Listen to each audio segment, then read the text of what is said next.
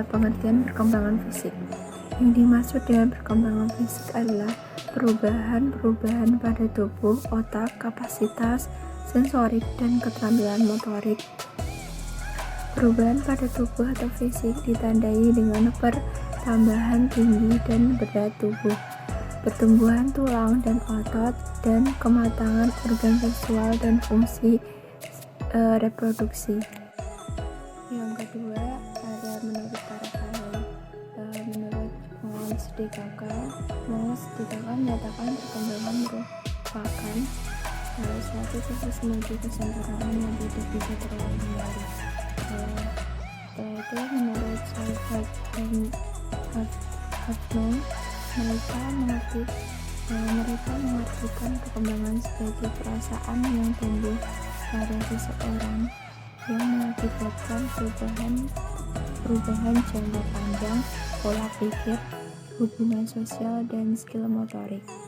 Yang ketiga, menurut Desmita, mengartikan bahwa perkembangan mencakup perubahan fisik dan di dalamnya perubahan terjadi secara terus-menerus dari fungsi jasmania dan rohania menuju tahap yang lebih matang.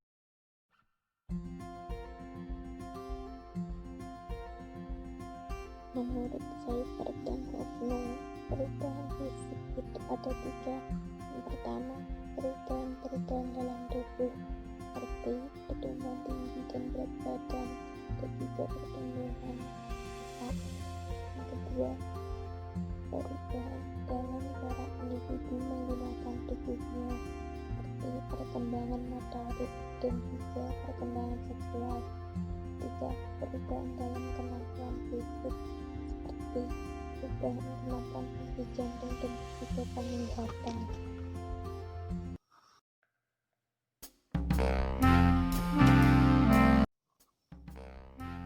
Menurut Mas yang dikutip dari Sarlito Wirawan, perubahan pada bentuk muda, pertumbuhan tulang, pertumbuhan payudara, tumbuhnya bulu balik di tangan dan kaki, tumbuhnya bulu di sekitar kemaluan, mengalami menstruasi, tumbuh bulu ketiak, pertumbuhan tinggi.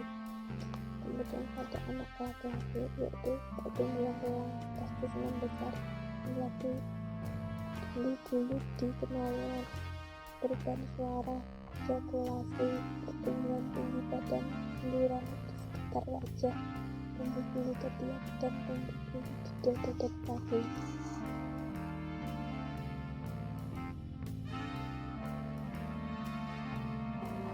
Faktor yang mempengaruhi fisik dan motorik.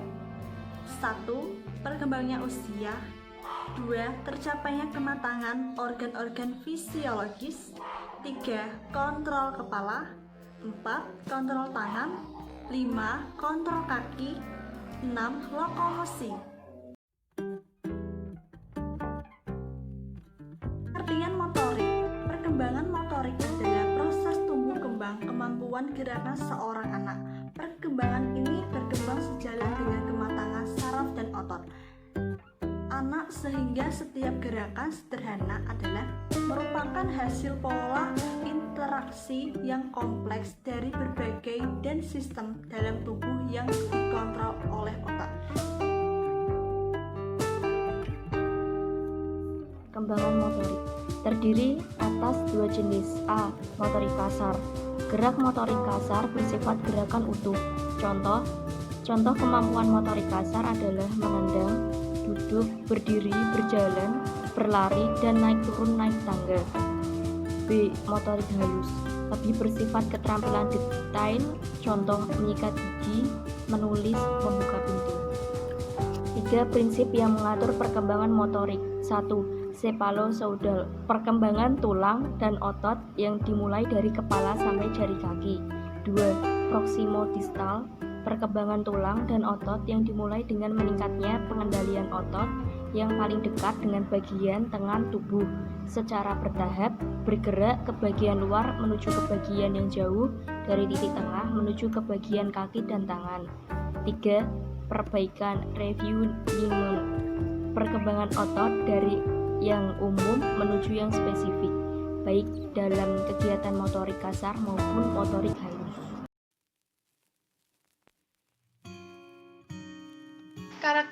perkembangan fisik. Yang pertama, pada usia 6 tahun, yaitu sudah berkembang koordinasi mata dan tangan yang dibutuhkan untuk melempar, menangkap, menyepak, dan membidik.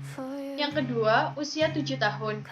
Tangan anak semakin kuat dan anak semakin menyukai menggunakan pensil daripada krayon untuk melukis. Yang ketiga, usia 8-12 tahun, yaitu anak dapat menggunakan tangan secara baik, bebas, mudah dan tepat sehingga anak dapat menulis dengan baik. Yang keempat, pada usia 12 tahun, anak mulai memiliki keterampilan yang manipulatif yang biasanya menyerupai orang-orang yang sudah dewasa. Karakteristik perkembangan motorik.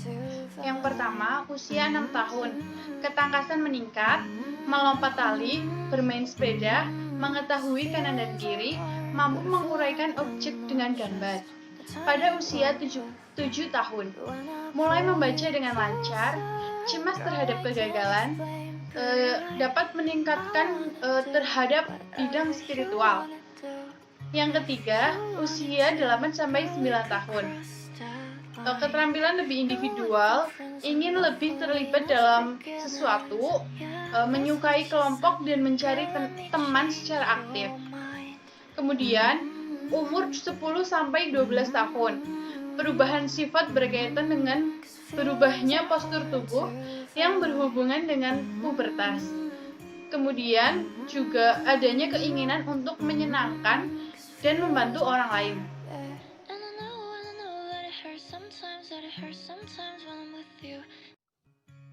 Implikasi seorang guru yaitu yang pertama, membimbing remaja dalam tugas pengembangannya, seperti mencapai peran sosial bagi pria atau wanita, memilih dan mempersiapkan karir.